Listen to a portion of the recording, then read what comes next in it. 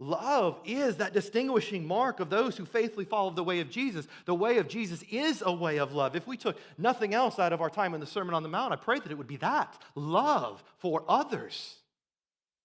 But who are the others? Well, Jesus said in John 13 that the world would know us, that he would recognize us, that they would recognize us as his followers by our love for one another within the church. Okay, 3/4 of that's not bad. Then there's the other fourth. You're like, I'm going to sit here because they're going to sit there. No, he's called us to love everybody in this room, everybody that calls this home. But he didn't stop there. Our love isn't limited to those in the church family. Because Jesus, he says in Matthew 22, as he summarized God's law, he summarized his law in one word. You know what that word was? Love. And he summarized it in one command, to love the Lord your God with all your heart, soul, and mind, and your neighbor as yourself. Not two commands, but one. But then when the lawyer in Luke 10, when he was looking for a legal loophole, right, to limit his definition of neighbor, of who it was that he was to love, Jesus, he fires back with a story, doesn't he?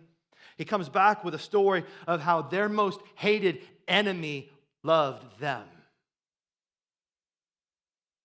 Because while some had heard it said that you should love your neighbor and hate your enemy, Jesus, he says in Matthew 5 that we are called to love our enemies and pray for those who persecute us.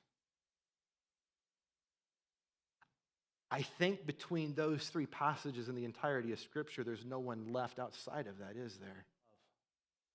Love who? Love everybody. Love doesn't look the same to everybody, but love everyone.